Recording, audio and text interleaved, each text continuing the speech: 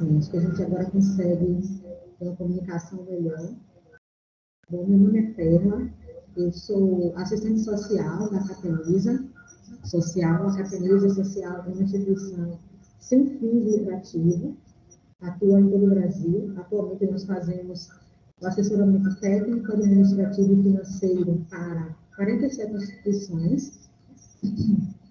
E nós estamos hoje fazendo mais uma formação. Nós damos a nomenclatura de percurso formativo, hoje com o tema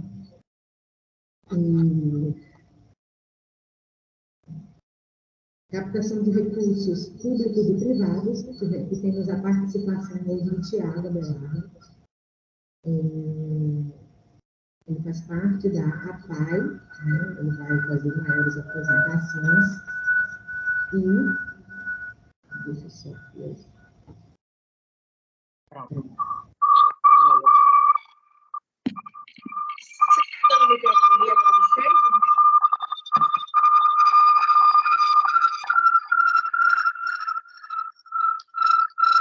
Vocês estão vendo o microfone aí?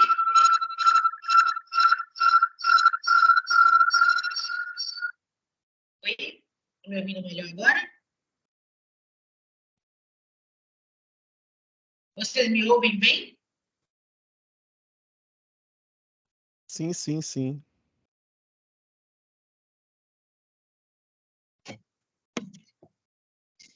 Sim, sim, bom dia.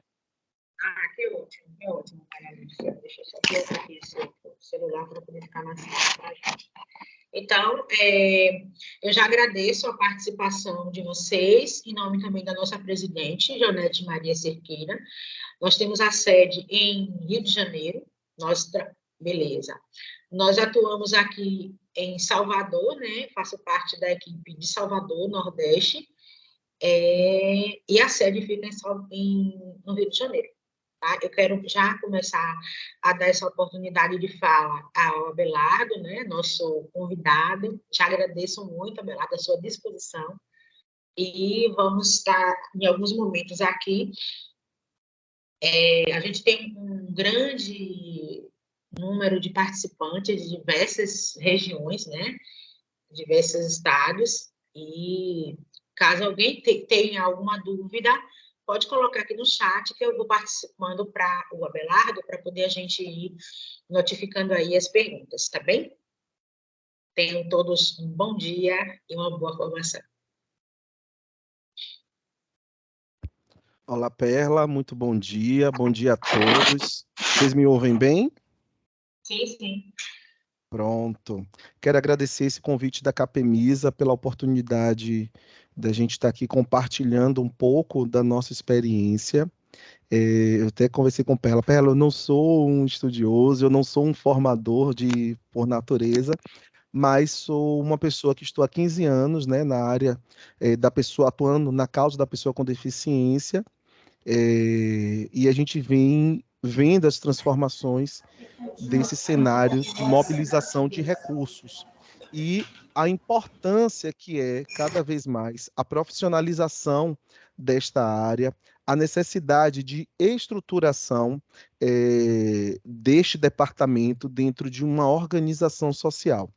A pandemia mesmo nos trouxe esse contexto, né, da escassez de recurso, e aí a gente tem visto como a gente desenvolver ações com o aumento do custo operacional das organizações crescente e como se manter, como ter sustentabilidade dentro dessas perspectivas que a gente vem atravessando ao longo dos últimos 5 anos, né? E sendo que 2 deles em período de pandemia, tá? Então, a minha fala não vai ser uma fala de ensinar ninguém aqui a como submeter um projeto, nem como estruturar um projeto diretamente, mas a gente refletir sobre essa importância, né? Conversei com Perla muito sobre o perfil das organizações. Eu vi que tem algumas pessoas que eu vi aqui entrando, a gente vai vendo mais ou menos o perfil das instituições, mas é importante que a gente tenha sempre no nosso radar este tipo de conversa, esse tipo de diálogo, para que a gente consiga desenvolver e traçar estratégias de visibilidade para alcançarmos o potencial que as nossas instituições têm, né? Porque às vezes as pessoas aqui mesmo, como a PAI, nós somos um movimento que tem uma abrangência nacional, estamos presentes em mais de 2.300 municípios, né? Então, somos o maior movimento do país. Então, 5.000 municípios, nós alcançamos quase metade deles com as ações das APAES. As APAES, elas têm atividades independentes, são autônomas, mas todas elas ligadas por uma federação nacional. E uma das confusões que as pessoas fazem muito é achar que as APAES são ricas e que uma outra coisa, as APAES são órgãos da administração direta, então são órgãos da administração pública, o que não é verdade. Nós também, assim como vocês, somos uma associação de direitos privados que prestamos um trabalho filantrópico voltado, sobretudo, na área de assistência social. Essa é a razão de existir das APAES.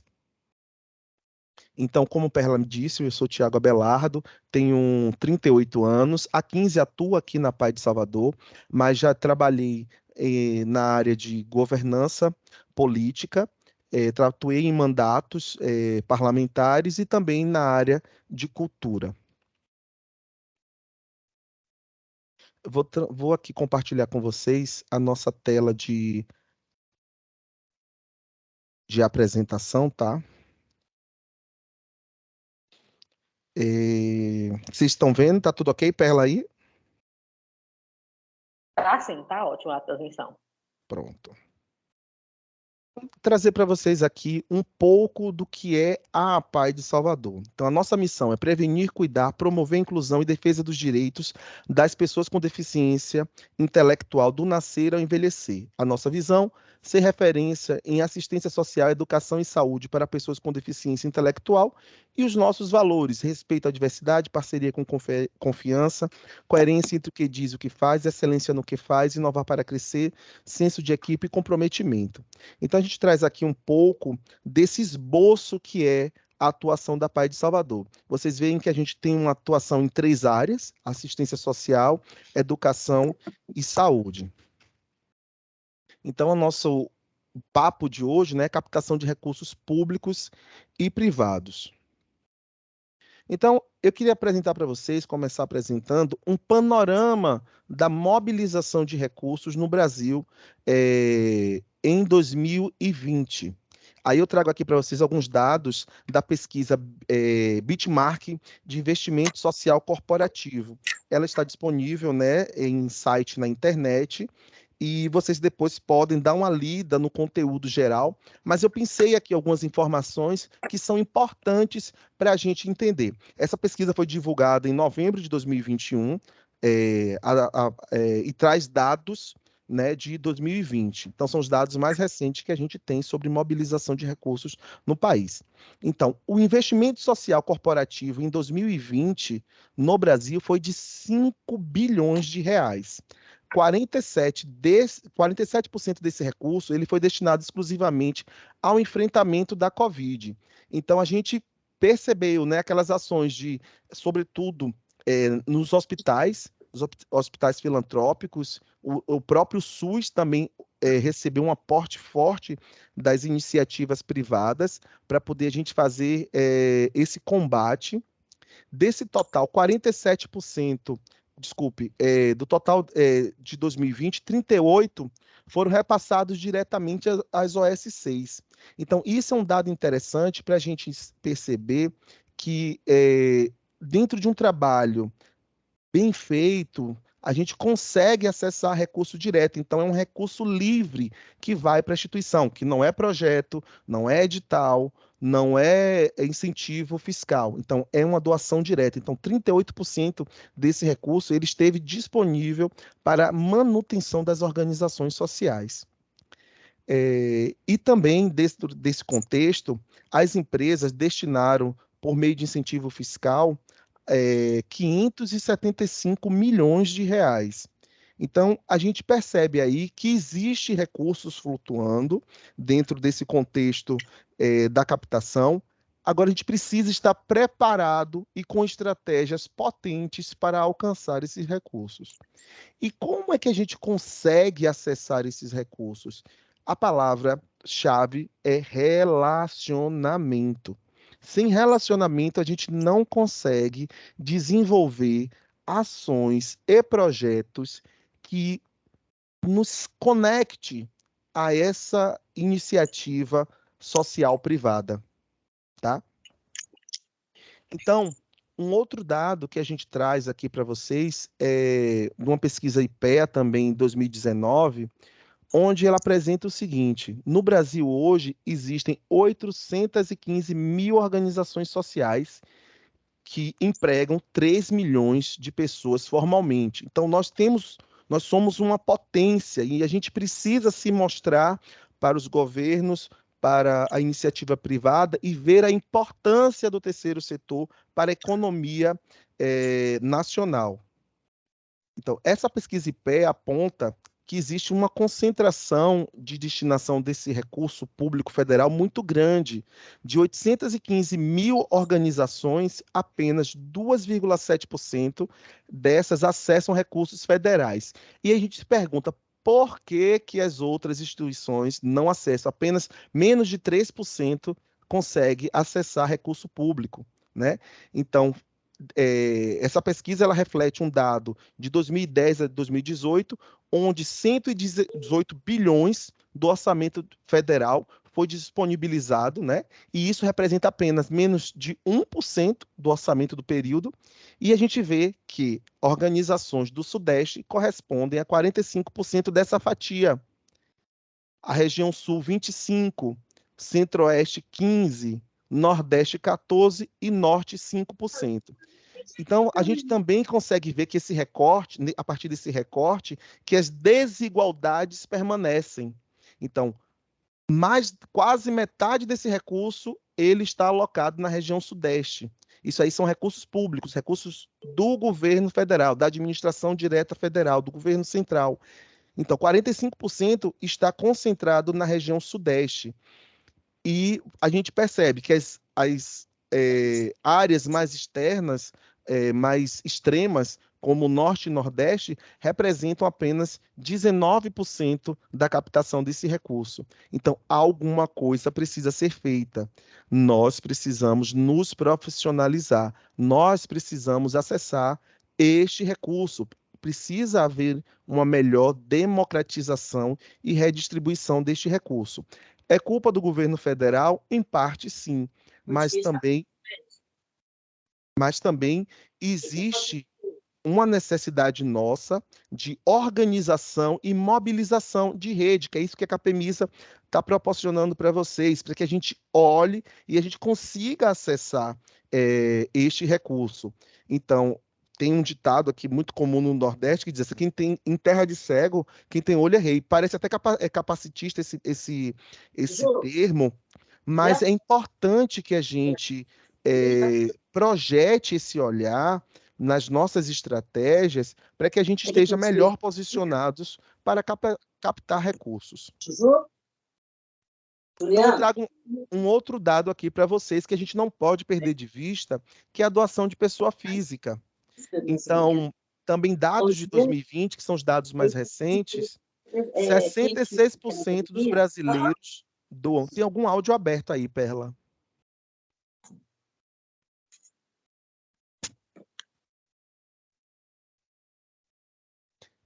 Então, aqui, a gente traz alguns dados sobre pessoas. Que os microfones estejam desligados, tá bem?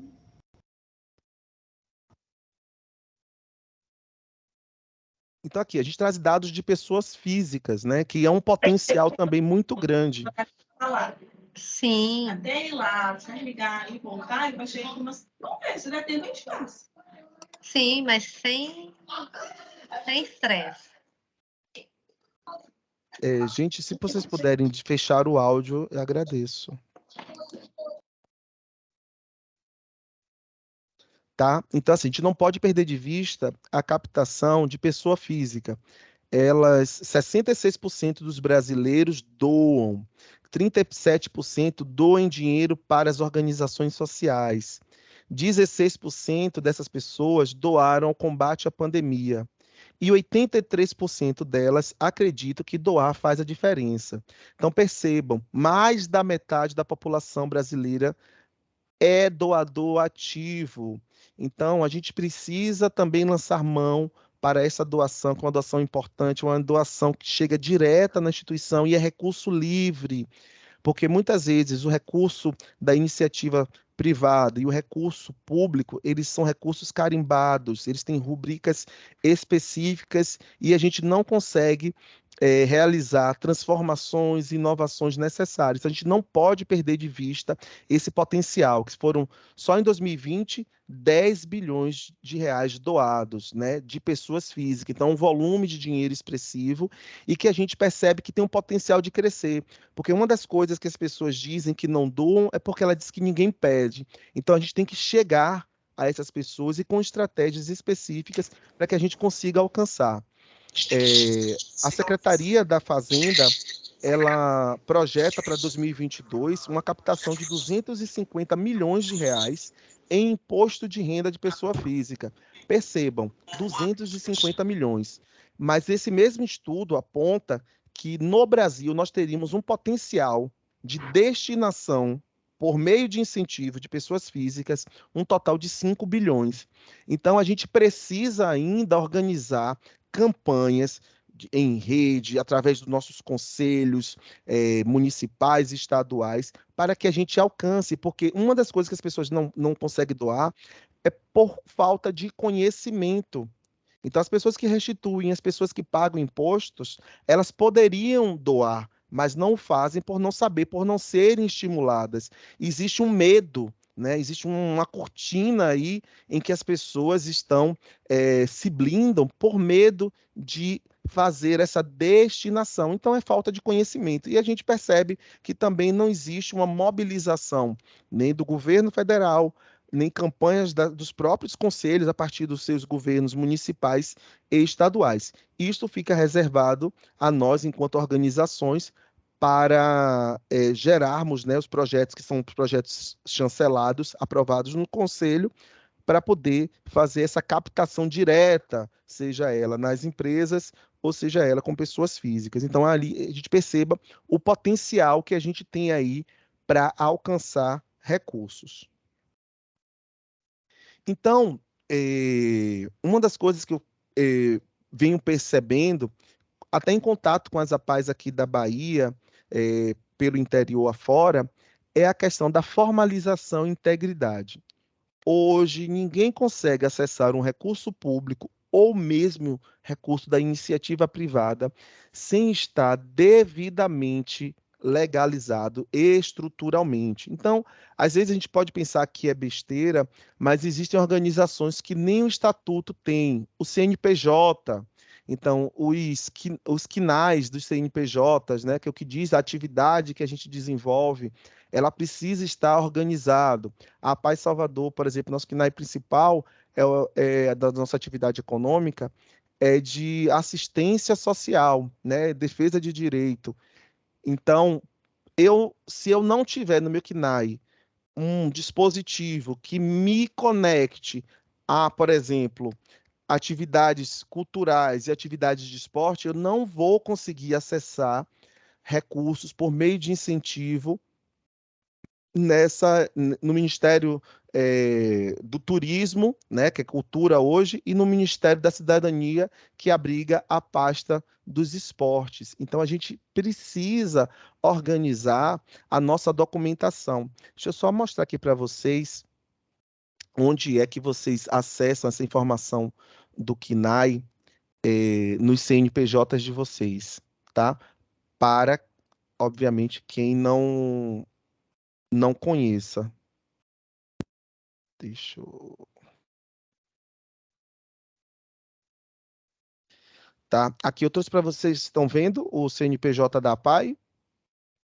Tá passando, Perla? Perla? Está passando, é porque eu estou com o microfone desligado, mas está Tá. passando sim. Então, aqui, a gente tem um código de descrição da atividade econômica principal, atividades de associações de defesa de direitos e as atividades econômicas secundárias. Então, a gente precisa estar atento a essas atividades secundárias para a gente poder acessar determinados tipos de recursos. Então, por exemplo, nós em 2019 estávamos formulando um projeto por meio de lei de incentivo à cultura. Nós tivemos que alterar o nosso estatuto porque ele precisava ter de maneira mais clara e de maneira objetiva entre as atribuições da APAE as atividades de cultura, então produção de cultura. Então é importante a gente perceber, porque fez assim um projeto lindo, bonito. Ah, Tiago, mas eu não fui aprovado. Não foi aprovado porque faltava informações tanto no nosso estatuto quanto no nosso CNAE. Então é importante, por exemplo, a gente realiza exames pelo SUS. Então eu tenho aqui, ó, laboratório clínico. Inclusive se a instituição também presta serviços privados. Então, isso é o que determina o escopo da minha atividade econômica. Se isso não tiver claro na minha documentação, eu não vou conseguir acessar determinados tipos de recursos, tá? Deixa eu mudar aqui o compartilhamento da tela. Se alguém tiver alguma dúvida, tá? Estamos à disposição de vocês. Perfeito.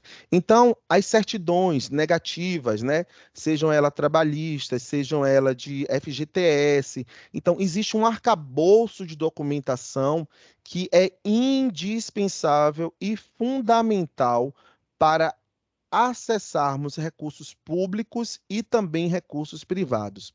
Hoje, só para vocês terem uma ideia, a gente estava participando de um processo para captar recursos junto a uma empresa, inclusive do Rio de Janeiro, com sede no Rio de Janeiro, na verdade, e aí no formulário de integridade deles, eles perguntam se a gente tem pessoas políticas ou da administração pública na gestão, porque isso acaba sendo, às vezes, negativo, porque eles entendem que pode ter uma brecha para corrupção. Então, às vezes, a gente quer botar, sobretudo as instituições do interior, acabam colocando pessoas vereadores, políticos, como forma de prestígio. Hoje, isso pode contar, inclusive, negativamente na avaliação das organizações privadas na hora de fazer a avaliação de integridade. Então, hoje aqui na PAI a gente está instalando o compliance, né? Então, os nossos contratos hoje todos têm cláusulas de anticorrupção, porque isso é exigido. Quando você vai fazer o cadastro dos melhores ONGs, eles procuram saber as boas práticas que a gente desenvolve. Então, a gente tem que estar cada vez mais ligado a esse universo. Então, código de conduta. A PAI hoje tem um código de conduta onde a gente, como colaborador da instituição, a gente precisa se portar.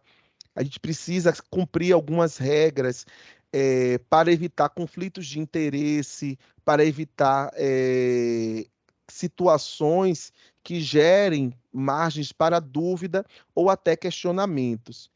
E a transparência. Essa transparência, ela se dá de maneira mais objetiva, né? Pela prestação de contas e também na divulgação desses resultados nos sites das instituições. Então, o balanço. É importante que as instituições ela tenham seus balanços auditados. Instituição que recebe recurso público, ela obrigatoriamente precisa apresentar nas suas prestações de contas anuais, seja ao Ministério da Cidadania, no nosso caso, seja ao Ministério da Saúde, porque todo final de ano a gente tem que fazer os relatórios, né? E entregar, e isso está lá. A questão das auditorias independentes que chancelam as nossas contas. Então, é mais um filtro que é criado para que a gente esteja em conformidade. Pode estar parecendo que eu estou falando obviedades, e que são, mas muitas vezes a gente deixa de acessar um recurso simplesmente por não estarmos em conformidade. Uma das coisas também que é muito importante é a documentação do gestor, do representante legal dessa organização. A gente agora estava acessando uma parceria com a gestão municipal. Para vocês terem uma ideia, foram solicitados documentos também negativos de débito do nosso gestor. Então, se o nosso gestor tivesse qualquer pendência na Receita Federal ou junto ao governo estadual, à Fazenda Estadual, nós não acessaríamos esse recurso. Então, a gente precisa cada vez mais estar atentos a toda essa formalização que é necessária para que a gente consiga avançar nesse processo de mobilização de recursos.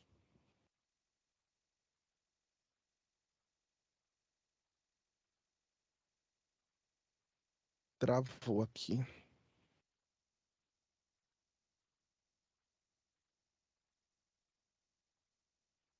Pronto.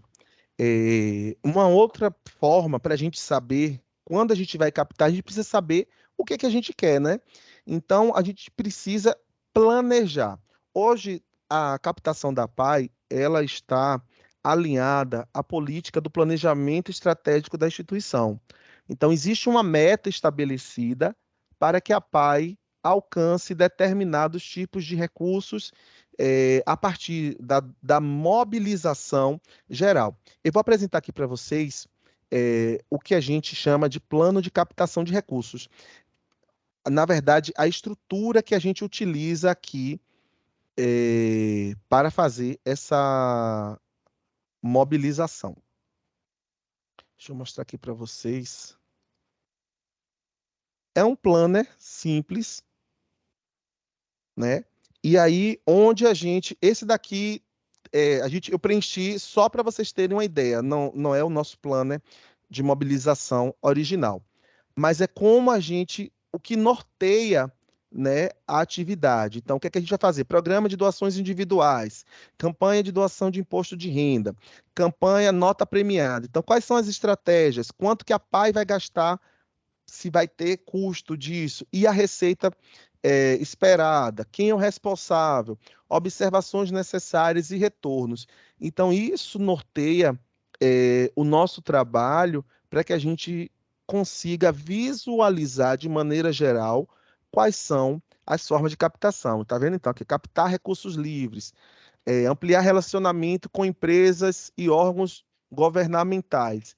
Então, a gente discrimina as atividades e os nossos objetivos, e a partir daqui a gente desenvolve um plano de ação. E isso facilita a gente visualizar e vislumbrar um recurso.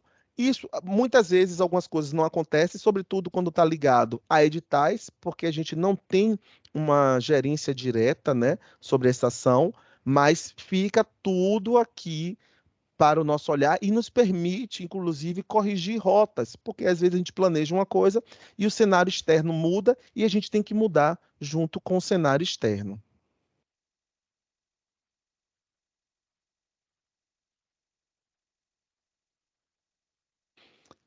Tiago, Pois não? há uma solicitação da gente poder compartilhar esse material. O pessoal está achando bem interessante esse planejamento. Sim, eu vou mandar para você, Perla, e pode ficar disponível, sim, sem problema algum. Pronto. Então existem metodologias específicas, né, para poder desenvolver esse planejamento que as pessoas podem utilizar. Então, como é que a gente faz hoje? A partir da definição do planejamento estratégico, da meta em que tem que ser alcançada para a captação de recursos, a mobilização de recursos, o nosso setor que hoje, aqui dentro da PAI, a gente está ligado, comunicação, voluntariado e captação de recursos, nós temos duas analistas de projetos e estamos em via de contratação de um analista de captação de recursos. Nós estamos passando por uma reformulação, porque essas áreas foram integradas ao desenvolvimento institucional, e aí estamos estabelecendo uma nova rotina de trabalho para que a gente consiga desenvolver um novo plano de captação de recursos para a instituição. Então, uma das coisas que é importante é a diversificação das fontes de recursos. Se, por exemplo, eu tenho uma grande concentração como fonte de recurso o SUS, a qualquer momento que eu perca qualquer tipo de receita desta fatia, compromete todo o meu cenário da instituição. Então, eu tenho que ter uma fonte bem diversa. Então, eu tenho que ter fonte de recursos públicos, fonte de recursos privados, projetos, ações institucionais. Então, eu tenho que florir essa minha pizza de receitas para evitar distorções. Por exemplo, quando a gente fala da captação de indivíduos, às vezes a gente tem aqui mesmo um indivíduo que ele doa para a gente, que é muito interessante. A gente fala assim que ele ganha comissão, ou então ele tem algum tipo de atividade de jogos, porque parece que ele doa de acordo com a renda dele daquele mês. Já teve mês que ele doou mais de 10 mil, tem mês que ele doa R$ 1.000. Então, quando ele doa 1.000, é ótimo, mas isso causa uma distorção para mim no mês seguinte, até do ponto de vista de indicador, porque parece que ele caiu, embora ele tenha ele seja um doador recorrente. Então, assim, do ponto de vista, muito mais do que eu receber 1 milhão de maneira única, é eu receber com recorrência para que a gente tenha uma regularidade para fluxo de caixa. Para quem, né, trabalha diretamente na gestão, entende isso, porque a gente vai oscilando e aí você não tem uma estrutura financeira organizada. Então, quanto mais a gente diversificar e planejar, melhor. Então, à medida que a gente elabora, tem a aprovação desse plano de captação, é partir para executar. Nessa execução, é importante que a gente defina as responsabilidades. Precisa ter nome e CPF de quem vai executar a ação. Por quê? Estava previsto a realização de um grande evento XYZ com captação de recursos de 500 mil. Não aconteceu. Por quê? Não conseguimos o patrocínio, não conseguimos o espaço, a cidade fechou por conta da pandemia, era inviável porque a quantidade de pessoas que são liberadas para eventos não comportaria essa estrutura. Então, a gente precisa ter alguém que esteja monitorando isso e dando o feedback necessário à alta gestão desta organização, para que a gente consiga corrigir. Bom, se eu não vou ter essa receita que eu estava prevendo de 500 mil com um evento, como eu vou suprir isso? Então, a gente precisa que as pessoas estejam atentas e sejam responsáveis por esses resultados alcançados. No caso aqui, a gente acompanha isso a partir das reuniões de indicadores com a área de controladoria. A controladoria foi uma área criada a partir desse mecanismo, né, do compliance, onde toda essa parte de conformidade de receitas e recursos passam por essa área como avaliação. Então, a gente chega a essa parte de recursos privados para acessar, né? Como a gente acessar esses recursos privados. Então, a gente percebeu que em 2020, 38% dos recursos as empresas doaram diretamente para as instituições. Então, como que a gente consegue acessar uma Nestlé? A gente não vai, por mais que eles tenham uma área de responsabilidade social, a gente não vai acessar diretamente a Nestlé. Então, uma das estratégias que a gente vem percebendo como positiva é a contratação de consultorias de empresas que são especializadas nesse tipo de relacionamento. Porque o que acontece? Hoje, os grandes escritórios, eles estão todos nesse eixo, né, Sudeste. Rio, São Paulo, e dentro dessas grandes cidades. Eu sou Tiago, aqui da comunicação da PAI, captação de recursos da PAI, Nordeste e Salvador. Então, fico cada vez mais distante para estabelecer um relacionamento direto com essas empresas, com essas organizações. Às vezes a gente consegue acessar por meio de editais, porque hoje essas empresas, elas ou têm terceirizado esse recurso, quando ela abre editais, a partir de instituições como o Instituto Ayrton Senna, às vezes, eu vi até que tem uma pessoa aqui do Instituto Ronald McDonald. Então, o Instituto Ronald McDonald recebe um recurso e ele vai gerenciar para distribuir essa receita para outras organizações. O Instituto Gerando Falcões. Então, essas grandes organizações recebem essa doação direta e vai acompanhar o impacto dessa doação nas bases. Então, hoje as empresas, elas doam de acordo com as causas que elas estabelecem a partir dos objetivos do desenvolvimento sustentável, que eu vou mostrar para vocês mais à frente. Então, as nossas ações, elas precisam estar ligadas a essas ODSs. Então, cada vez mais a gente vai ouvir e escutar, porque tem sido mais pulverizado e popularizado nesse contexto da ODS, que são metas que o Brasil é signatário junto à ONU, e a gente tem que cumprir o Brasil, né, até 2030. Então, o marketing de relacionamento de causa. Então, editais, campanhas, promoções e eventos, doações de alimentos, doações de serviços e bens, patrocínio.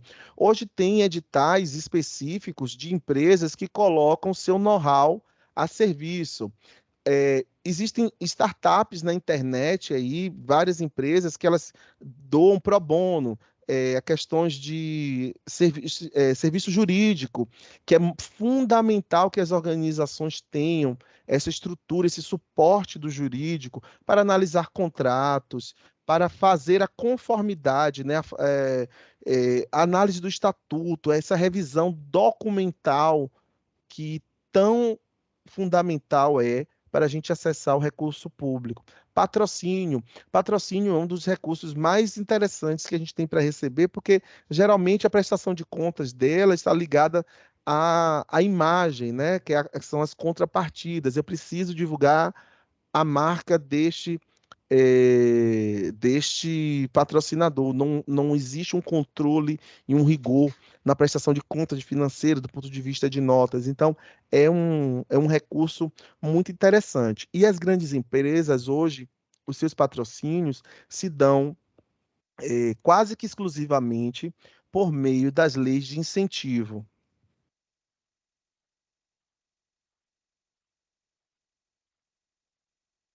Então, recursos públicos que a gente viu lá na frente, né, que de 2018 a 2020, 118 bilhões foram repassados do governo federal para apenas 2,7% das organizações sociais. E aí a gente se pergunta por quê? Por que que nós não estamos acessando? Eu sou uma creche aqui do subúrbio ferroviário de Salvador, tenho mais de 30 anos e não consegui. A prefeitura não me ajuda. A prefeitura não vai ajudar enquanto a gente não existir formalmente. Então, a formalidade, ela é uma exigência, uma obrigação. Sem essa formalização, eu não vou conseguir acessar esse recurso público. Então, a Prefeitura de Salvador, até por conta do Miroski, é interessante que vocês acessem a plataforma Miroski, que a instituição de vocês esteja cadastrada nessa plataforma. A plataforma Miroski, ela desenvolve, inclusive, capacitações, uma série de informações que tem lá, que nos ajuda nesse processo de estruturação. Eu sugiro a vocês que também acessem a plataforma Miroski, que vocês acessem também o mapa das OS6. É importante que vocês estejam presentes nesses mecanismos, porque é o que nos garante a existência, a formalização, tá? Então, existe o chamamento público, e dentro desse chamamento público existe um checklist documental que a gente precisa cumprir. Então, além de todo aquele processo de certidões negativas disso, daquilo, termo disso, termo daquilo, existe o plano de trabalho. que é o que formaliza a minha contratação, né, a minha parceria com esse ente público. E é importante que a gente tenha pessoas dentro da organização pensando isso, porque às vezes o que acontece? A gente faz um plano de trabalho, pensa tudo direitinho, mas a execução há problema, porque não foi feito um bom orçamento, não foi pensada a meta direito, e na hora, o gestor da parceria, ele vai cobrar pela meta que está ali estabelecida. E muitas vezes as instituições acabam tendo que devolver recurso público porque não se atentou ao plano de trabalho que apresentou, né? Para a formalização desta parceria. Então, cada vez mais, gente, é, é fundamental e indispensável a gente ter pessoas, ter uma área específica, ou, quando nada, uma área, uma consultoria, para que nos dê esse suporte, porque às vezes a gente tem cada vez mais equipes enxutas dentro das organizações. As equipes elas estão cada vez mais voltadas para o atendimento, né, do nosso público, para as ações diretas, para a ponta. E a área meio, que são essas áreas que acabam dando esse suporte, estão enxutas e não tem pessoas especializadas para observar essas situações. E aí, às vezes, a gente acaba um projeto que era para nos dar um suspiro, acaba sendo um problema, um tiro no pé, né? Uma pedra no nosso sapato. E isso vale também para os editais. A gente acaba indo atirando para tudo quanto é lado. Tem o edital da Natura, tem o edital do governo federal para aquilo, para aquilo outro. E a gente acaba criando projetos que nada tem a ver com a nossa missão, com a nossa rotina, e aí a gente tem que inventar uma roda para rodar, né, paralelamente às atividades que a gente desenvolve. Então, uma sugestão que eu trago para vocês é que a gente consiga cada vez mais pegar o nosso trabalho do dia a dia e transformar, adequá-lo àquele edital. Porque se você cria uma nova estrutura de burocracia interna, de atividade para desenvolver um trabalho, é uma força maior que você vai ter que criar para dar conta, porque no final a prestação de contas vem e você vai ter que responder por isso. Hoje, a gente tem como opções de leis de incentivo a lei do esporte, a lei da cultura, o Fundo do Idoso, o FIA, aqui em Salvador, no caso aqui da Bahia, o Faz Cultura. A questão do esporte e da cultura, eles têm sido recursos cada vez mais difíceis de acessar, inclusive por conta da burocracia que a atual gestão do governo impôs, né? Por conta de processos de revisão, de a quem beneficiava nessas políticas, e isso acabou afetando as organizações de um modo geral, tá? Sobretudo na cultura e no esporte. Lembra que eu falei para vocês do KNAI lá na frente?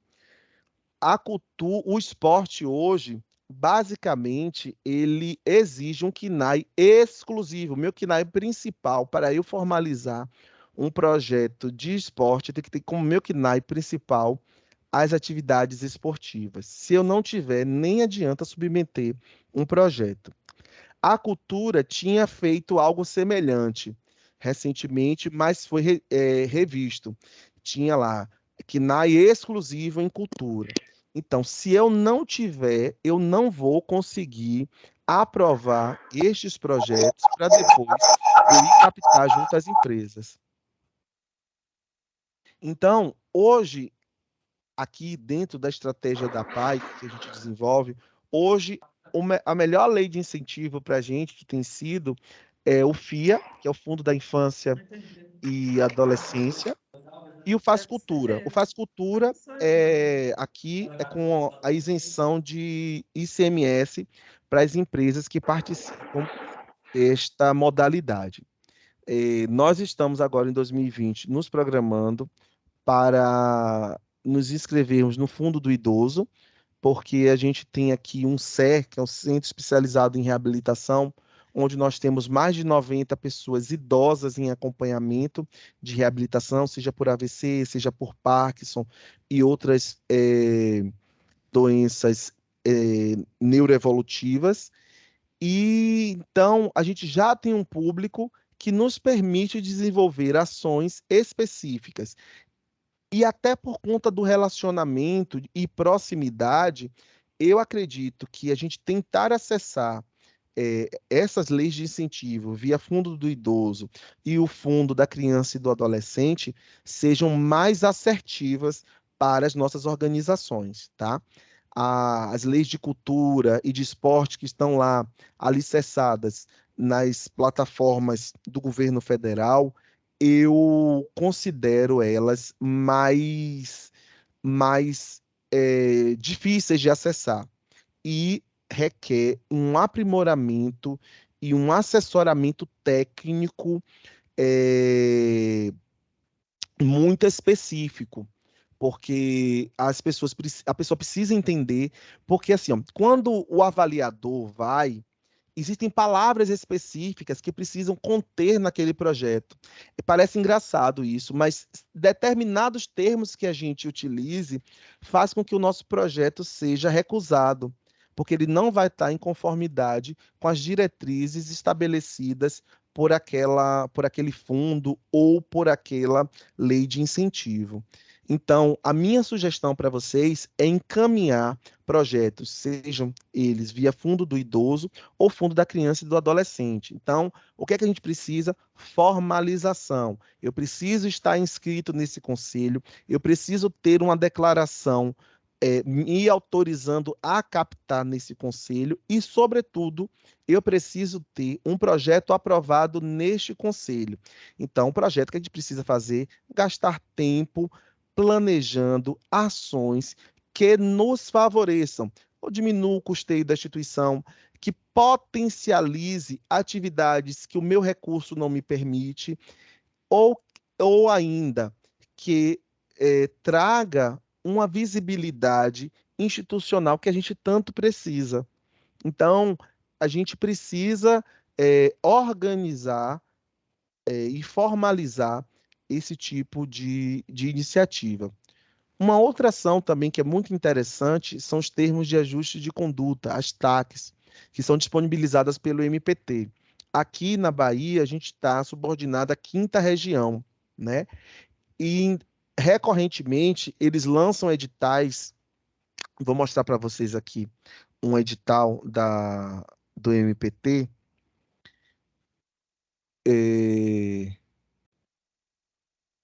Como a gente pode submeter esse projeto.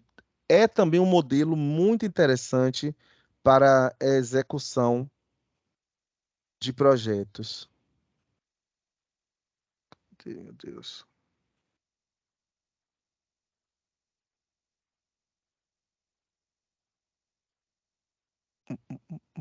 Edital. Aqui. Ele é intempestivo, ele não tem um prazo específico para você executar, tá vendo?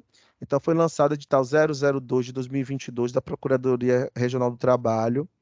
Então, aqui tem um objeto. Vocês estão vendo? Não. Tá, deixa eu ver aqui então para compartilhar.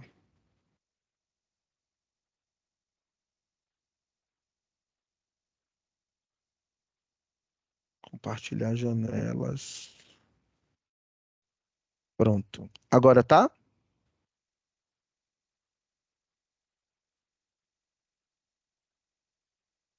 É assim. Então, aqui, esse é o edital do Ministério Público. Ele diz o objetivo do chamamento público, as condições que a gente tem para participar. É um edital muito, muito simples. Mas, como eu disse a vocês, né, tem todo um processo de documentação que precisa ser cumprido para a burocracia mesmo do processo. Então, aqui eles pedem cópia autenticada dos atos constitutivos, então, estatuto social, ata de eleição do presidente, CNPJ, utilidade pública, que embora já tenha caído a utilidade pública, mas eles ainda sempre pedem, né? Porque depois do SEBAS, a utilidade pública federal mesmo deixou de ter valor. A utilidade pública municipal também aqui em Salvador também não é mais exigido, mas dentro da burocracia eles pedem que tenha isso. Então, às vezes você tem que ter o quê? Uma aprovação junto à Câmara Municipal de um título de utilidade pública. A utilidade pública federal era emitida pela Câmara dos Deputados. Você tinha que ter um deputado que levasse e aprovasse isso para vocês. Então, às vezes acaba a burocracia pública ainda pedindo esse tipo de documentação. Então, você tem toda uma parte que é documental, para você fazer o seu cadastro, e depois você aprova um projeto. Aqui é o modelo do projeto, como eles fazem do formulário, tá vendo? É muito simples.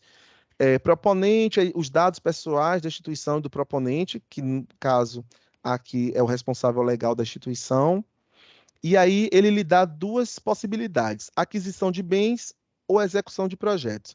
Aquisição de bens é compra de mobiliário, de equipamentos, de material de informática, etc. Então, se você vai fazer aquisição de bens, você vai discriminar aqui valor unitário, impacto do uso do bem, são processos muito simples. E quando é projeto, a mesma coisa, impacto do projeto, as etapas do projeto, o orçamento para desenvolvimento desse projeto, e aí o cadastramento da organização, tá vendo? A mesma coisa, a formalização dos documentos. Então, é muito simples. E não existe um recurso específico, eles vão liberando as TACs de acordo com a atuação dos promotores. Então, à medida que uma empresa ela não cumpre as suas cotas, as suas ações trabalhistas, é feito a aplicação de multas, e essas multas são convertidas em TACs que podem ser acessadas por diversas organizações. Então, é um recurso muito interessante. Aqui a gente recebe TAC do Ministério Público Federal, que a gente utilizou já para reforma de espaço, a gente utiliza para pagamento de folha, utiliza para o custeio, né, de atividades da nossa área de assistência social. A emenda parlamentar.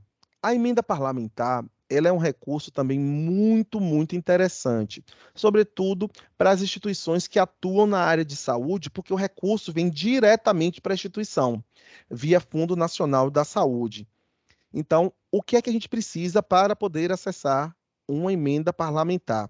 A gente precisa ter um relacionamento com deputados federais, senadores. Então, eles vão destinar emendas individuais para aquelas organizações. Existe hoje, porque a gente concorre com os municípios, né, na distribuição dessas emendas e também com o próprio governo estadual.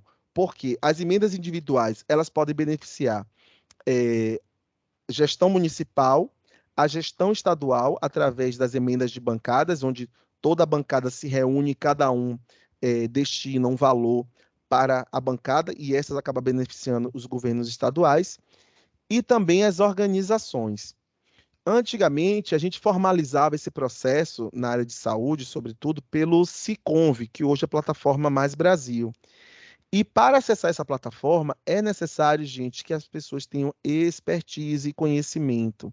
Existe uma burocracia grande por detrás em que é necessário vencer. Então, existe a necessidade de uma especialização. Hoje, a escola aberta do terceiro setor oferece cursos também. O próprio governo federal já disponibiliza documentos muito interessantes que nos ajuda a entender um pouco mais esse processo. Vou mostrar aqui para vocês um outro documento que é esse aqui, que é o Guia Básico da Secretaria de Governo, que explica o passo a passo da captação de emendas. E deixa eu compartilhar aqui agora para vocês. Eu vou disponibilizar para a Perla também esse arquivo que fica, que ajuda, orienta bastante. Aqui na PAI a gente recebe geralmente pela área de saúde. Então as emendas da área de saúde que a gente recebe hoje, elas estão ligadas a investimento. Então é para a gente comprar equipamentos, comprar mobiliário, comprar produtos de informática, né, equipamento de informática, computadores, eh, eh, máquinas de exames. Então tem um leque muito grande de acordo com o meu CNES, que algumas pessoas chamam CNES, né? Que é o Cadastro Nacional de Atendimento de Saúde, que então define quais as minhas áreas de atuação.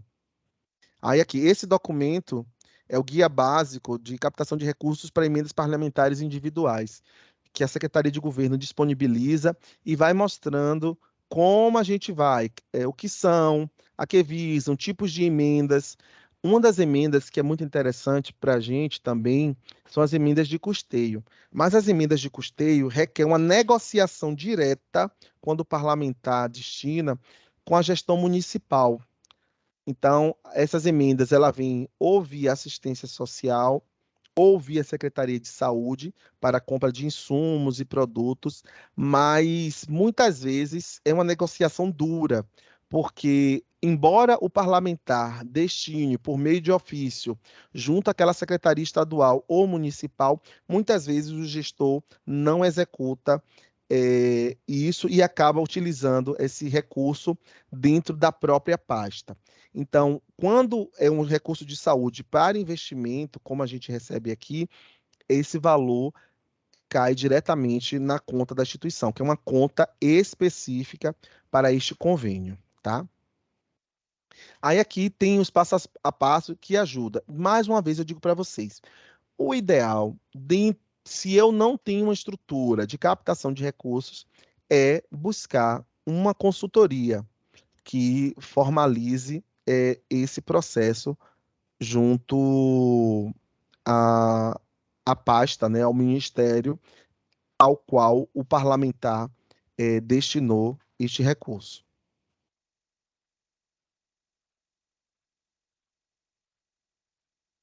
Deixa eu só mudar aqui o compartilhamento da tela.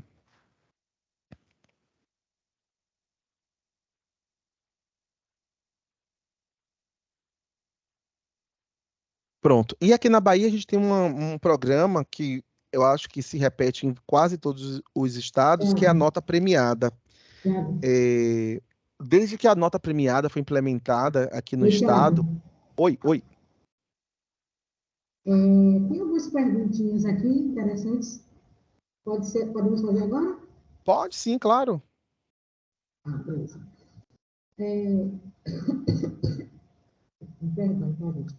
A Vanessa Miranda, ela está perguntando se esse edital do Ministério Público do Trabalho costuma ser anual, qual período geralmente abre inscrições? Se ele continua. Você pode repetir que falhou? Se o edital do Ministério Público do Trabalho costuma ser anualmente. Anualmente? Uhum. É isso? Pronto.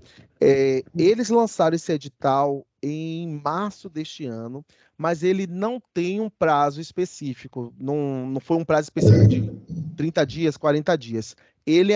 As pessoas ainda podem lançar. Então, entra diretamente no site do Ministério Público, é feito por meio de peticionamento eletrônico, aí faz toda aquela formalização desse documento que eu vou mandar para você, Perla, que aí as pessoas preenchem aquele Sim. documento e insere toda a documentação lá no sistema do Ministério Público do Trabalho.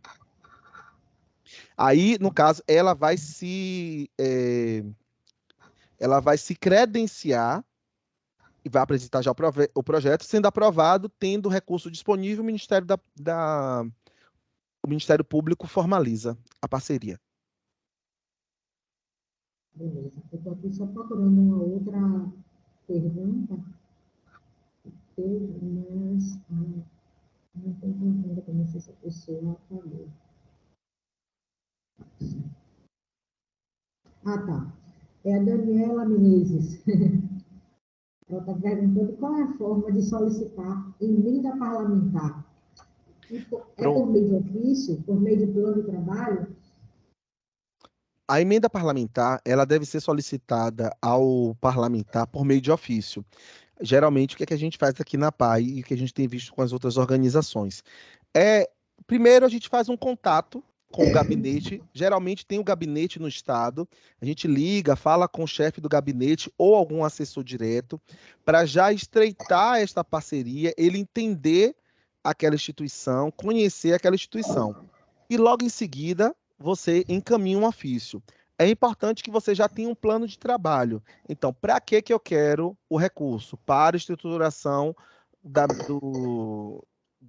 área de assistência social, para compra de equipamentos e atendimento do SUS, para redução de custos. Então, tem lá, eles têm um grupo, né, que chama GND, Grupo de Natureza de Despesas.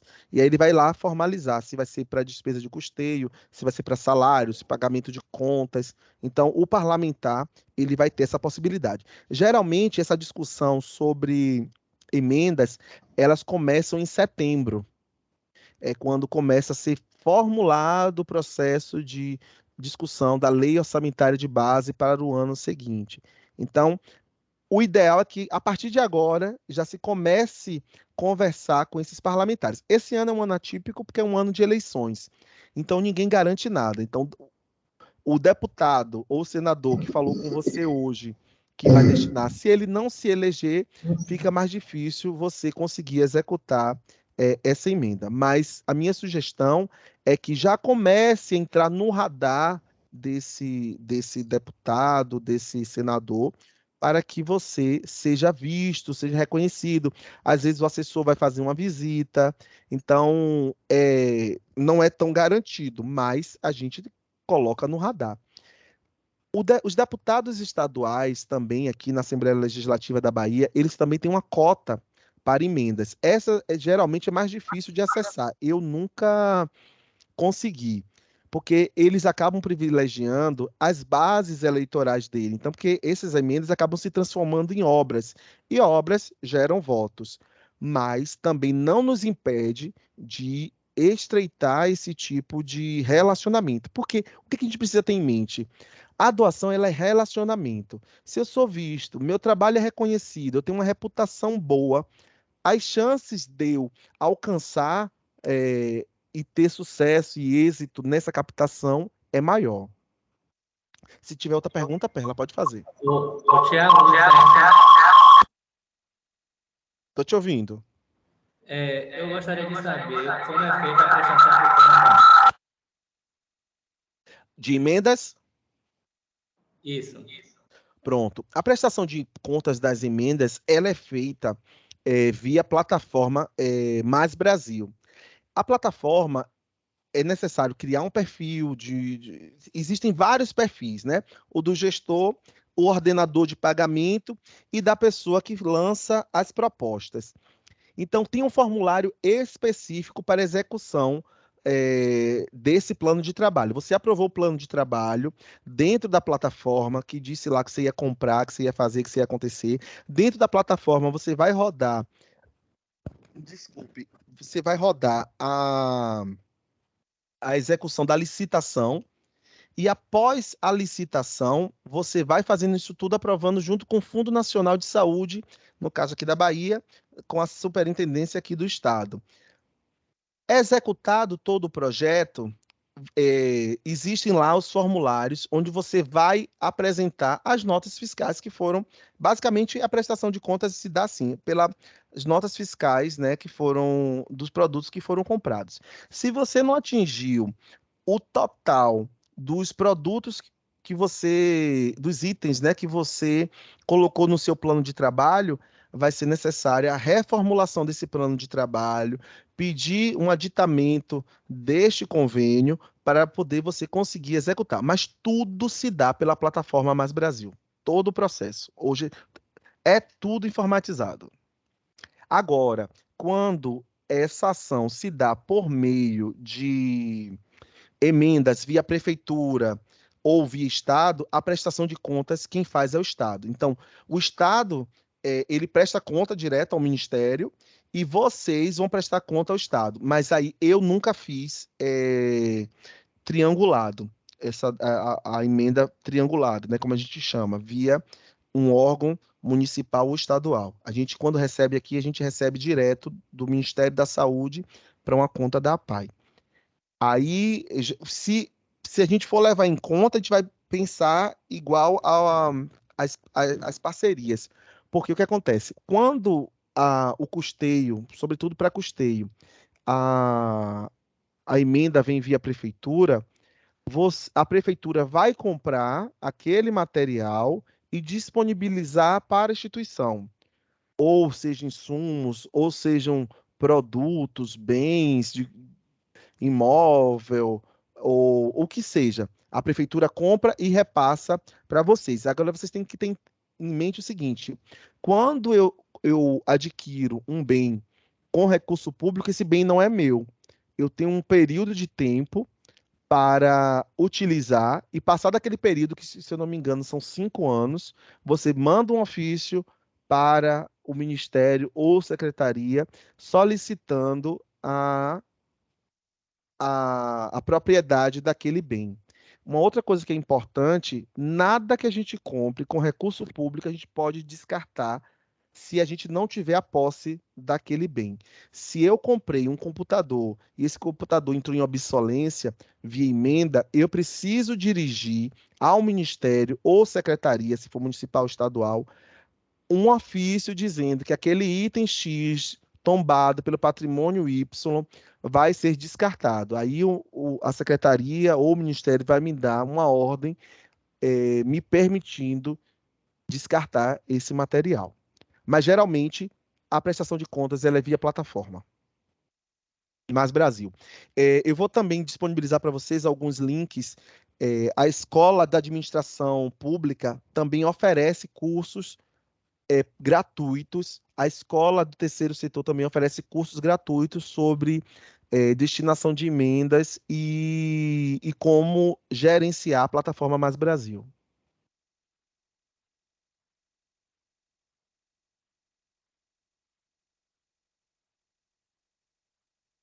Oi, Perla? Tiago. Oi, Tiago. Oi. Tô ouvindo. A Poliana, ela levantou a mão, ela quer fazer uma pergunta. Aí ela pode falar aqui, obviamente. Bom dia, pessoal. Obrigada, Perla. Bom dia, Tiago. Agradeço a explicação até agora. Eu sou Poliana, sou aqui de Londrina. Estou na parte de captação de recurso, coordenação de projeto da ONG Viver de apoio à criança e adolescente com câncer. Sobre a minha pergunta, se relaciona ao termo de ajuste de conduta do MPT.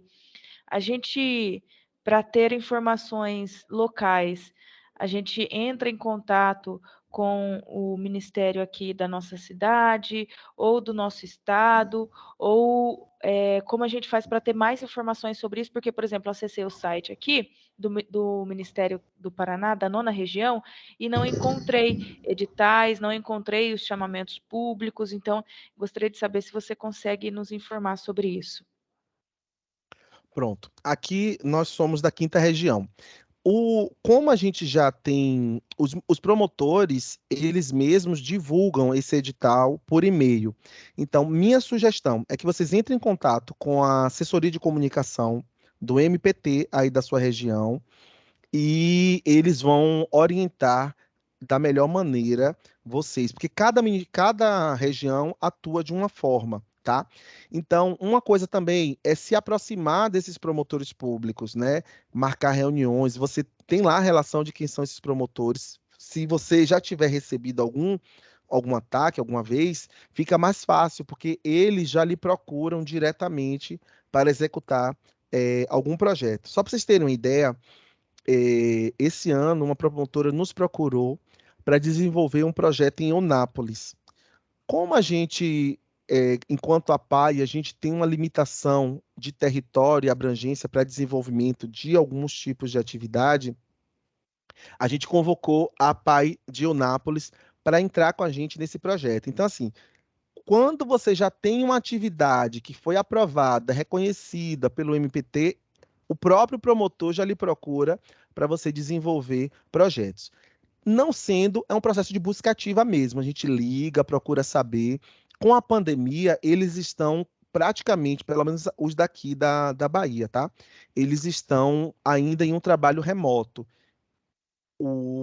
O contato telefônico funciona muito. E aí, estabelecimento mesmo de relacionamento. Pode mandar um ofício também para o procurador-geral, se for o caso, funciona também. Obrigada, Tiago. Nada. Tiago, a Daniela Menezes está perguntando se os repasses das emendas parlamentares são feitas através de fundo direto. Através do quê? De fundos e direitos. Fundos indiretos, não. Ou ele se dá pelo De fundo. direitos, no caso. Acredito que ela esteja perguntando se é para os fundos de assistência social. Sim. Quando a emenda, por exemplo, hoje a única emenda, uma política que funciona muito bem neste país é a política do SUS. Então, ela tem estruturas e regramentos próprios muito eficientes. Então, hoje eu posso estabelecer um convênio, porque mesmo estando na gestão pública, eles ainda chamam de convênios, tá, gente? Quando recebo emendas pelo SUS. Essa emenda vem para o Fundo Nacional da Saúde e o fundo, quando eu estabeleço o convênio, eu abro uma conta e o fundo repassa esse valor para mim. Mas como é que esse fundo repassa o valor para mim? Eu recebi uma emenda de 200 mil. Então, no meu plano de trabalho, eu estabeleci que eu ia comprar 5 itens. Então, lá na plataforma Mais Brasil, eu vou fazer uma primeira cotação eletrônica e ali vai dizer: olha, os 5 itens, APAI, que você está procurando, dá um total de 150 mil. Então, esse plano de trabalho vai ser no valor de 150 mil. Os outros 50 mil vão continuar empenhados lá no fundo de saúde, porque leva um tempo entre o recebimento da emenda, a construção da proposta, aprovação da proposta e execução. Hoje está bem mais rápido esse processo, tá? Mas existe sempre um delay. E aí o que é que acaba acontecendo? Quando eu vou executar, o valor que eu fiz das cotações já não atendem mais. Então, eu preciso fazer uma nova cotação e pedir o incremento de recursos, muitas vezes, ao Ministério da Saúde, porque eu tenho dotação lá. Aqueles 50 mil que estão lá, dos 200, eu posso acessá-los para executar a minha emenda, que não deixa de ser emenda, né, e passa a ser um convênio. Quando a gente recebe por outros ministérios, a exemplo do Ministério da Assistência Social, que hoje é o Ministério da Cidadania, ele aporta no fundo. E quando aporta ao fundo, eu preciso envolver a gestão municipal. Então, eu preciso fazer um contato com a gestão municipal para que a gestão municipal estabeleça esse regramento de como vai ser feita a transferência desse recurso. Agora mesmo a gente está rodando uma emenda via Fundo Municipal da Assistência Social. Iniciamos o diálogo com a gestora do fundo para a gente ver como eles vão fazer esse repasse, porque foi um repasse de emenda de custeio. Então, emenda de custeio é para pagamento de água, pagamento de luz, pagamento de empresas terceiras, eu posso comprar lanche, eu posso pagar despesas aéreas. Então, eu vou criar um plano de trabalho junto a esse fundo municipal, que no meu caso aqui é de assistência social. Eles vão aprovar e vão liberar esse recurso de acordo ao uso, né, à execução desse plano de trabalho.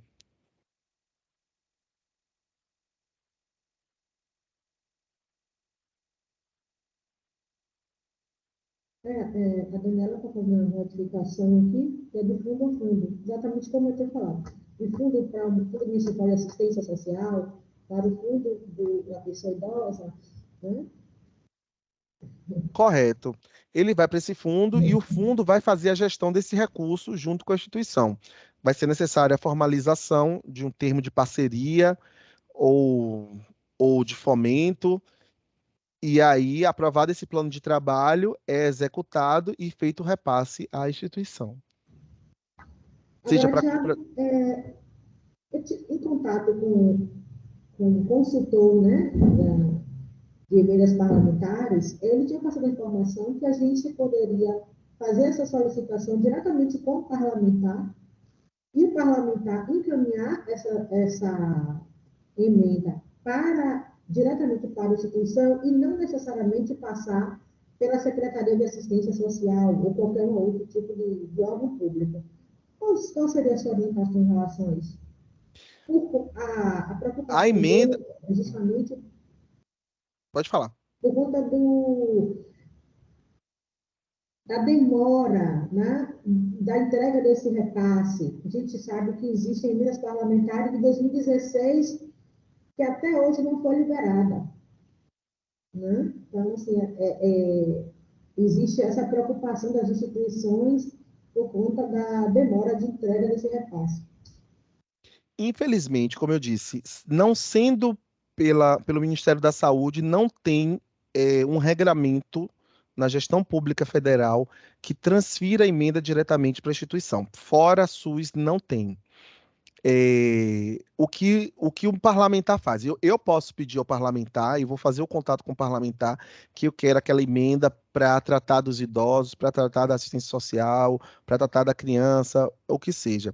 Quando o parlamentar enviar, ele vai dirigir aquele recurso para o prefeito municipal de Salvador, etc e tal, na secretaria tal, para o fundo tal, para execução da Paz Salvador. E aí vem lá o nome da Paz Salvador e o nosso CNPJ. E é o que eu disse, não garante necessariamente que a gente vá ter esse recurso. Por isso que é necessário um bom relacionamento com a gestão municipal. Então, eu desconheço, se não pela saúde, o recebimento direto de emendas dentro da instituição. Eu o desconheço.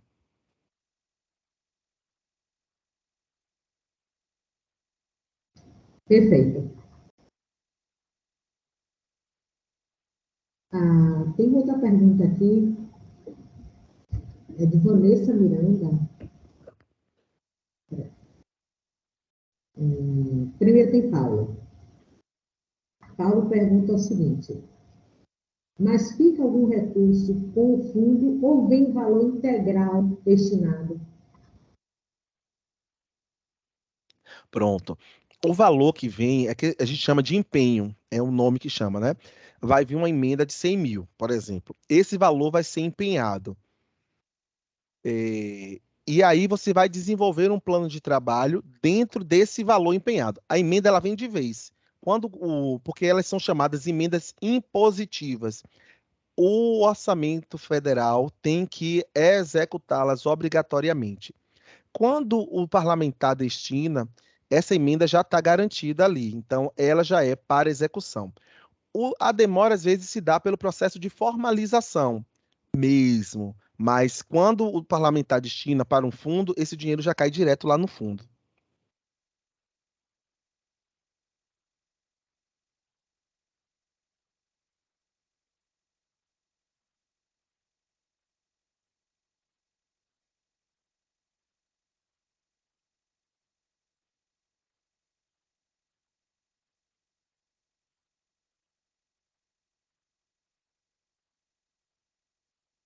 Perla, mais alguma pergunta?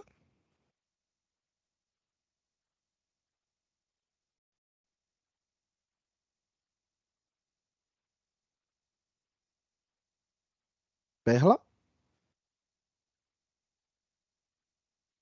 Tá, eu vou dando continuidade aqui. Então, a gente tem um programa também de nota premiada, que é um programa de incentivo fiscal para que as pessoas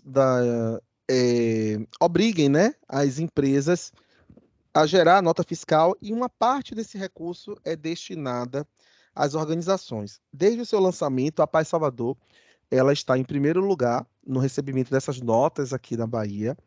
Então, ele a cada trimestre, quadrimestre, é feito o repasse e os repasses regulares. Antes chamava Sua Nota é um Show.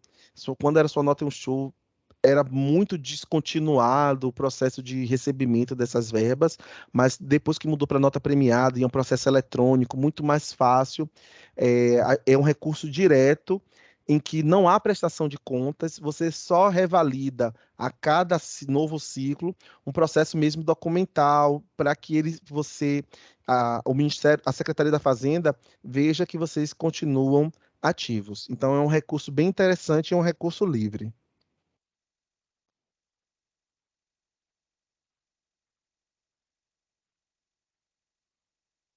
Uma das formas da gente estar por dentro do que está acontecendo de edital, de possibilidades de captação de recursos, eu deixo aqui para vocês, inclusive de formação, esses portais aqui, o Prosas, que é o mais conhecido, o mapa das OS6, que é interessante que vocês estejam presentes, que nós estejamos presentes lá, é um mapa do IPEA, o CAPTA, que também oferece oportunidades de editais, sobretudo editais de pequeno porte, pequeno e médio porte, para impacto social ambiental. A Rede de Filantropia, que disponibiliza diversos cursos e conteúdos sobre terceiro setor. A BCR, pela mesma forma. Portal do Impacto também. Escola Aberta do Terceiro Setor, que também tem bons conteúdos e que nos ajuda a melhorar a nossa visão estratégica dentro do terceiro setor, e a Secretaria de Governo, portal das OS6, que tem também muitas possibilidades de conveniamento, de parceria, e explica o passo a passo junto à gestão central, né, do governo federal. Na elaboração de projetos, hoje, os principais editais que estão abertos no país, seja da Vale, seja do Itaú Social, seja da Braskem, todos eles estão linkados aos objetivos do desenvolvimento sustentável.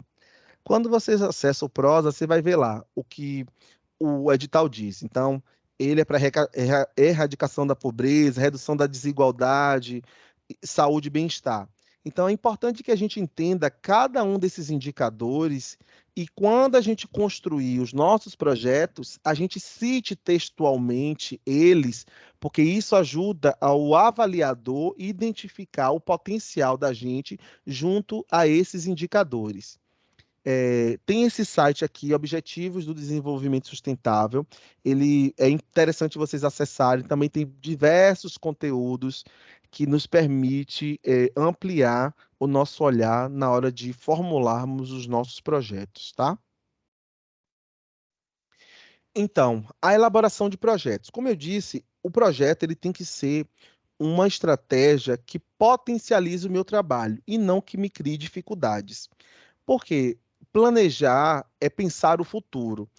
E quando a gente pensa o futuro, a gente tem que também pensar as adversidades que a gente vai encontrar no meio deles. Hoje mesmo, um projeto que a gente previu em 2019, que conseguiu captar só agora, a gente vai ter muita discrepância, sobretudo orçamentária, sobre cenários, sobre estratégias que foram pensadas que não condizem mais. E aí você precisa reformular esse plano, você precisa ter um relacionamento forte com o conselho ou com o ministério para que você consiga fazer esses ajustes à nova realidade.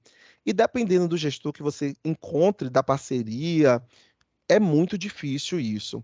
Então, o projeto, o ideal é que ele atenda à necessidade da instituição. Então, aqui a gente tem três áreas. Então, tem uma área de saúde, tem uma área de educação e tem uma área de assistência social.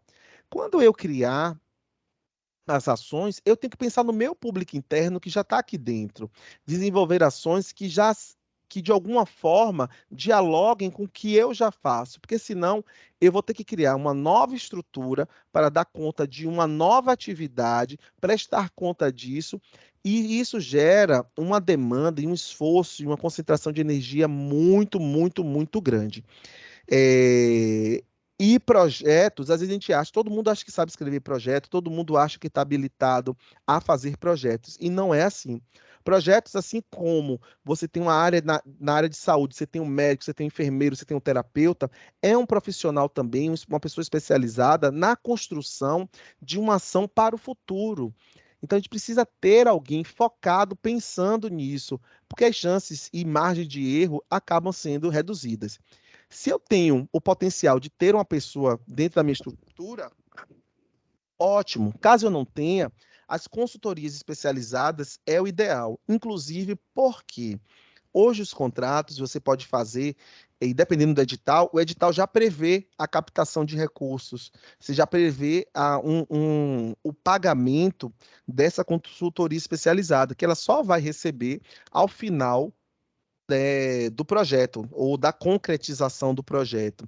Então, eu penso que seja sempre mais adequada a contratação de uma empresa, de uma consultoria, de um serviço especializado para esse tipo de finalidade, porque ajuda a instituição a pensar só no que ela precisa mesmo, que é a realização das suas atividades. Outra coisa que é importante no desenvolvimento de qualquer projeto de captação é um plano de comunicação. A gente precisa estabelecer, eu preciso dizer para o financiador, para o patrocinador, o que é que você vai ganhar, né, com esse projeto. Eu vou ter que fazer um trabalho de assessoria de imprensa, vou divulgar nas minhas redes sociais, eu vou fazer camisa, eu vou fazer folder. Então, o patrocinador, o financiador, ele está atento a isso também.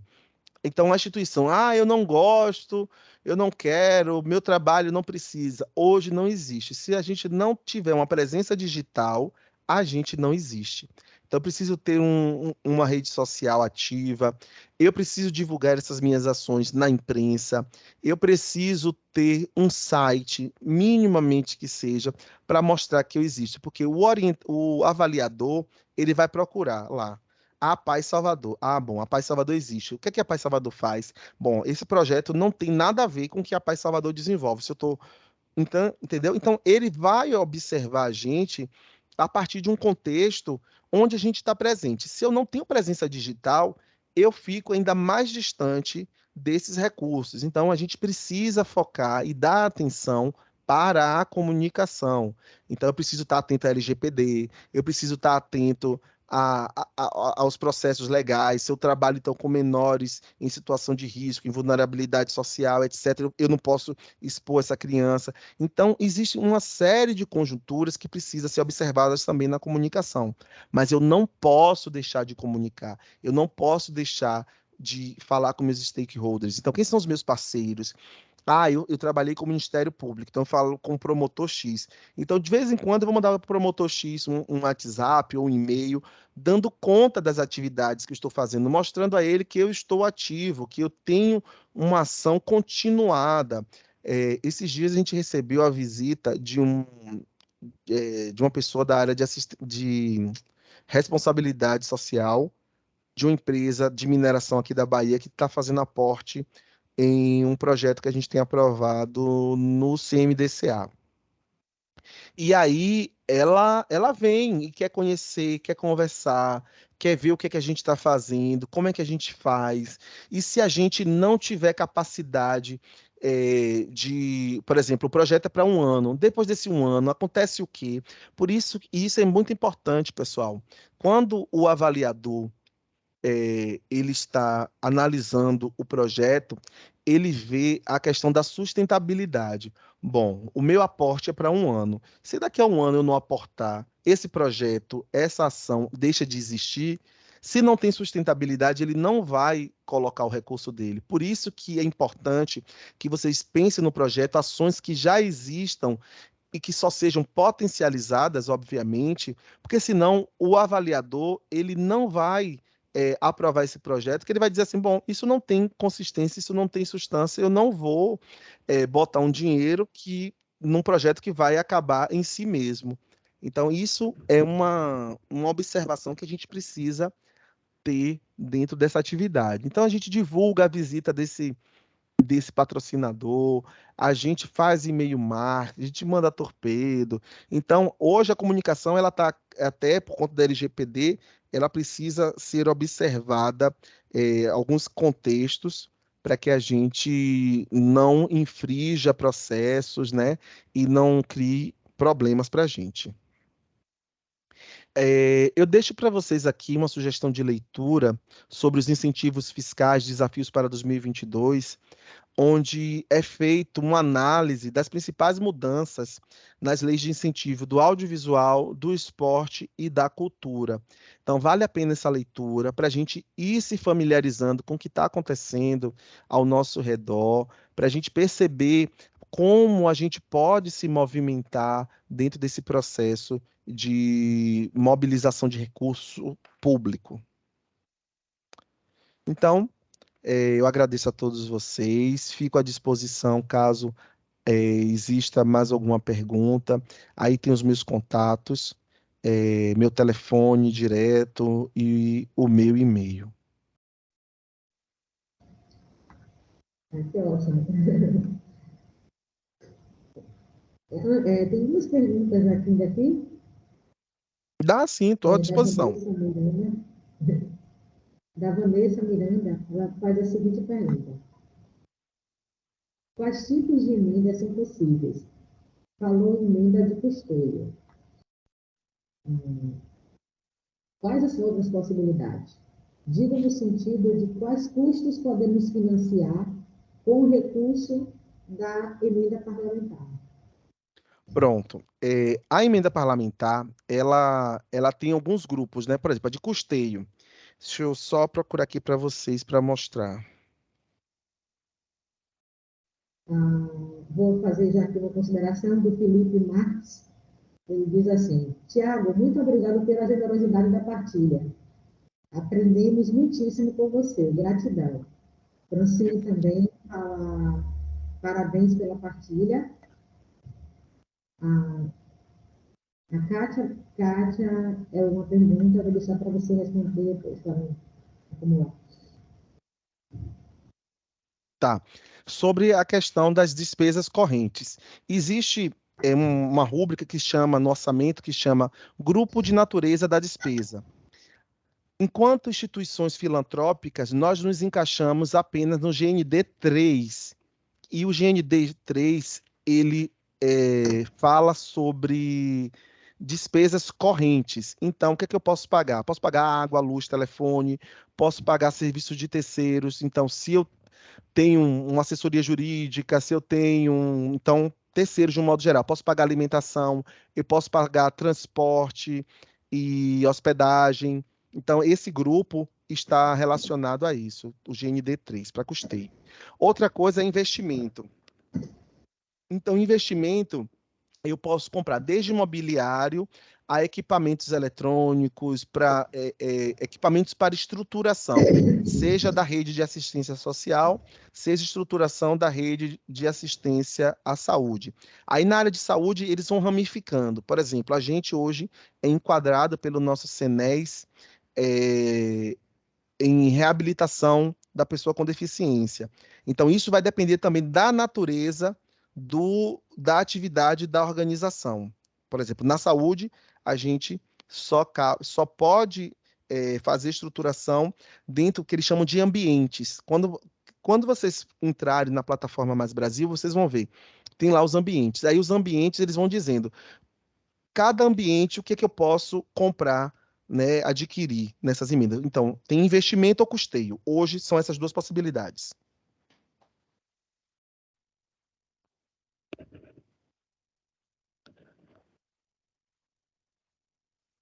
Ok. E agradeço também ao colega que fez o elogio. Muito obrigado. Para mim foi um desafio, como eu disse a Perla, eu não tenho o costume de fazer esse tipo de atividade, né? Eu estou sempre mais do lado de cá como ouvinte.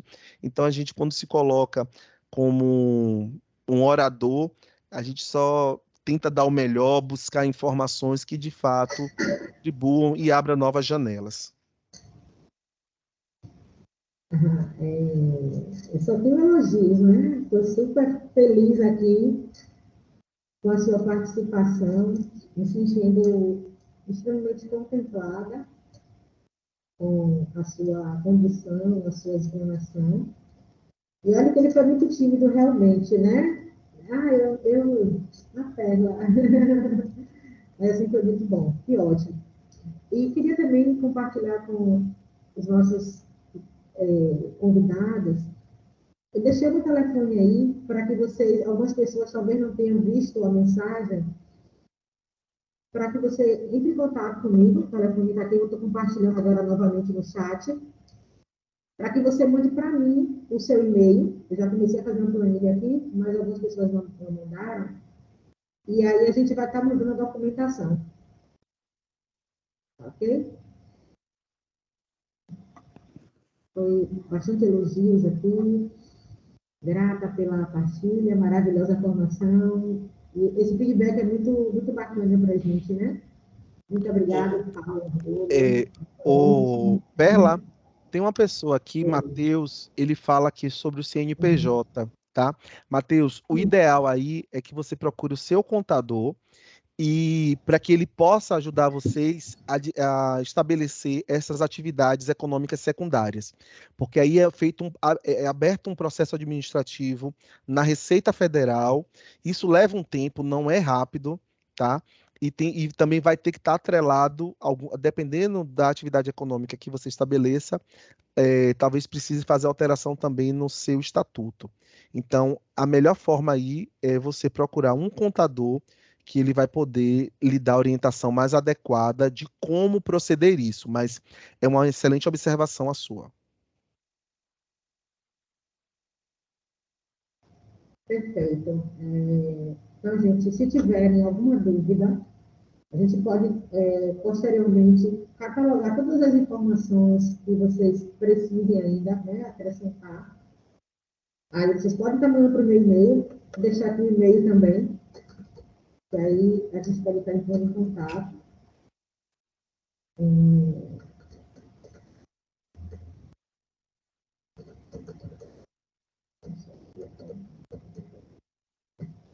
Aí o e-mail e lá.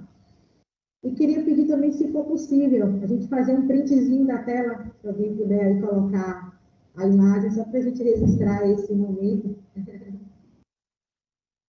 Bom dia, Perla. Obrigada, Felipe. Bom dia. Quem está falando é a pastora. É a avó da pastora? Do Bom Samaritano, tudo bem? Essa voz é reconhecível. Eu quero parabenizar a você, a Capemisa, a Tiago e a todos os participantes. É muito bom, gente, participar de encontros como esse, ainda que virtual. Eu já entrei um pouco atrasada, mas assim, o pedacinho que eu peguei falou sobre emenda, eu já executei projeto com emenda parlamentar, já executei serviço de convivência. Então, assim, Tiago foi muito preciso na sua fala, muito esclarecedor o seu discurso, muito bacana. Quando tiver outros, Perla, não me deixe de fora. E a gente que está no terceiro setor, nós precisamos, de fato, beber da fonte, gente. Qual é o conselho que eu quero deixar? Todos os seminários, encontros virtuais ou presenciais que vocês puderem participar, participem. Eu mandei para um grupo da Rede do Bem, com certeza a Cira, as meninas devem estar aí. Eu não tenho como estar visualizando, porque eu não, nem escrever, o meu celular está escrevendo, porque eu estou no celular, porque a gente que é gestor é na rua fazendo uma coisa, fazendo outra. Mas, assim, parabenizar de fato a Capemisa, a capacitação, a Tiago, orador, a Perla, que foi a interlocutora entre o terceiro setor e essa palestra, esse seminário, e dizer que vale muito a pena, nunca é perda de tempo nós participarmos de encontros como esse, tirando dúvida, pegando endereços, sites importantes. Isso é muito importante. Tiago, eu estou aqui em plataforma, sou gestora de uma associação há 24 anos, já tenho uma pequenininha experiência com o Conselho de Assistência, com o Conselho da Criança e com a execução de projeto de forma direta. Também me coloco à sua disposição, que você precisar, quiser vir conhecer a instituição e os demais que estão aí também. E estou muito satisfeita. O horáriozinho que deu para eu entrar, eu estou satisfeita. muito bom. Já participei de Sua Nota é um Show, e na época era Sua Nota é um Show, agora eu não estou participando por conta mesmo da nossa correria, mas é muito bom também o projeto. E a PAI, sem comentário, né? A PAI é a PAI, e parabenizo em nome da gestora, né? E parabéns e muito obrigada. Irmã, eu já lhe conheço assim de vista em alguns eventos que participei na Sempre, que já participei com Josias, né, lá na UAF, e sei do comprometimento da senhora, da sua luta, e fico muito grato pelas suas palavras, e estamos aqui à disposição para que a gente puder colaborar, porque o trabalho é em rede, a gente vai se somando pouco de muito, né, um pouquinho de cada um, a gente vai criando uma articulação maior e que beneficie a todos. Vou sim visitar o trabalho da senhora, conhecer essa experiência que a senhora já tem junto aos fundos, que isso é muito importante, esse relacionamento, pessoal. O relacionamento direto com os servidores, com as equipes dos fundos, são indispensáveis. Então, assim, quando vocês pensarem em captação de recursos, pensem sempre na palavra relacionamento, que é o que abre portas e facilita o acesso, muitas vezes, a informações que não são tão claras. Tiago, você falou de algo fundamental. Para você ter noção, eu já vou parar com porque eu falo muito, você já percebeu. Ontem foi o último dia para entrega de uma proposta para o chamamento público. O nome já está dizendo público. O que é público é para todos. Na SEMPS, para o Serviço de Convivência e Fortalecimento de Vínculo. A semana passada encerrou do idoso e ontem encerrou a entrega da proposta do Serviço de Convivência para criança, adolescente e idoso. E o que foi que eu percebi? Essa falta de conhecimento, essa falta de articulação com o poder público, que às vezes a gente coloca uma barreira entre nós e o poder público, e muita gente não entregou, muita gente nem soube do chamamento, muita gente nem acompanhou o edital. Então, quem perde é o terceiro setor. Nós precisamos avançar mesmo. É bater na porta, é perguntar, é pedir. Ah, foi lá, é inaugurada a SEMPS. O que é a SEMPS? Eu vou lá saber o que é. Não é só ficar na internet futucando, é ir lá e ver quem é o gestor, tentar uma agenda com o secretário. Isso é importantíssimo. Até para a gente ter uma noção, todos sabem aí, eu acredito, que uma emenda parlamentar, ela existe, a gente consegue fazer muita coisa, porém a gente precisa de um parlamentar para validar a nossa instituição. Então a gente não pode colocar barreira entre nós e o poder público. Tem que ir na frente, tem que perguntar, tem que buscar. E aí ontem foi o último dia. Pense uma instituição que já executa, como a PAI e outras mais, ficarem 3 anos executando. A per capita é muito pouca, pastora, mas é um momento em que você consegue ter um fôlego, porque você já executa. Você só vai dar continuidade, como o Tiago falou. O investidor não vai investir em um projeto que não nasceu do nada. Começou do nada, hoje tem uma história, e aí ele vai investir porque ele sabe que vai dar continuidade. Então, muita gente ontem deixou de entregar porque não teve essa habilidade de estar ali, ó, junto com a gestão, buscando, perguntando o que é que eu preciso, quais são os documentos, tudo isso é importantíssimo. Perla, vou dar outra sugestão para fechar. Coloque o Tiago para fazer um seminário desse lá na UAF. A gente já pode estar próximo do outro, não muito próximo por causa das gripes, Vamos sim, mas vamos fazer, vamos pensar ou essa então no possibilidade. Lapiano, veja aí. Vamos sim, vamos Veja conversar aí, aqui, viu? vamos estreitar esse relacionamento aqui com o Thiago. Vamos, porque Tiago eu já lembrei quem é ele é muito bom. Obrigado, gente. Agora, é interessante a gente criar, de repente, Perla, dentro das ações, juntar até com o fórum, né, da assistência social aqui de Salvador, no caso, para as organizações daqui da capital, integrar, né, essas ações, porque o Rodrigo está falando mesmo em fazer oficinas, porque o ideal que a gente para o aprofundamento e o melhor entendimento é que sejam feitas oficinas. Então, a gente trazer pessoas que possam ilustrar a questão da plataforma Mais Brasil, de repente a gente trazer alguém especializado em captação das emendas, porque pode trazer um aprofundamento, detalhes mais específicos do que, porque hoje eu trouxe mesmo foi um bate-papo para que as pessoas conhecessem algumas modalidades, para quem não conhece, né? de captação de recurso público e também da iniciativa privada. Então, esse modelo de oficina talvez funcione, Perla, após desse primeiro contato, né, que as pessoas estão tendo para ir investindo. Eu acho que a questão também das documentações seria bem interessante.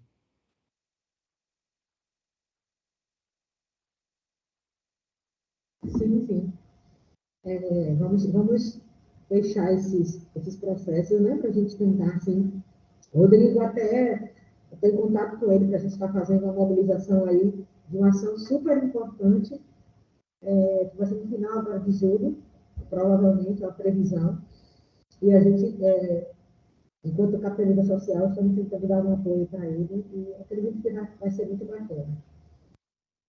E aí aproveito também para convidar, né, as pessoas que estão aqui da nossa região, Salvador e aqui da Bahia, que possa me procurar Rodrigo, né, o Tiago também, para a gente fazer essa inserção no fórum de entidades, que tem sido assim bastante importante essa interlocução das instituições, esse fortalecimento.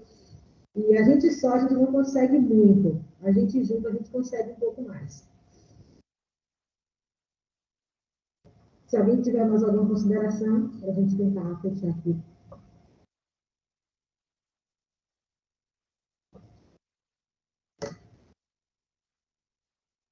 Inclusive, eu não sei se Perla, se o próprio Rodrigo e o próprio Tiago podem fazer assessoria, no sentido de projetos, buscar recurso, ver o que precisa ser feito para que as instituições possam conveniar, se puderem, porque às vezes está vinculado à instituição e não tem como fazer, mas se tiverem, eu aconselho a todos os ouvintes, podem chamar e contratar, porque são expert, sabem onde as cobras moram, viu, gente? E conhece de fato da política da assistência, do novo marco regulatório, que não é mais tão novo, das leis que mudaram, sabem. Então, busquem eles, porque eu sei que vocês não vão sair perdendo, vão sair ganhando. Beijo. Essa é a pastora Rita, sempre muito gentil. Então, gente, agradeço muito. Saio desse percurso extremamente feliz, animada e motivada para outros. Muito obrigada a todos mesmo, a Tiago, a todos os participantes. Ela aí, a bonitona, apareceu, pastora Rita. É uma mulher guerreira, realmente, que tem lutado aí pela assistência, assim como todos nós, né? Cada um com a sua individualidade, com as suas dificuldades. Mas vamos para frente. Aguardo vocês nos próximos episódios. Já temos vários outros aí eventos programados e vamos para frente. E deixar também aqui a importância da participação da sociedade civil nas reuniões dos conselhos de direito, Conselho Municipal de Assistência Social, Conselho Municipal do Idoso, da Pessoa Idosa, o CMDCA, né? É importante, o controle social, ele é importante. Então, você que está aí fora daqui da Bahia, ou de Salvador, entre em contato com o conselho, procura ver qual é o dia das reuniões públicas, estejam. É extremamente importante a participação da sociedade civil, né, nesse processo. Obrigadão, gente. Tenham um bom dia, um cheiro, fiquem todos na paz.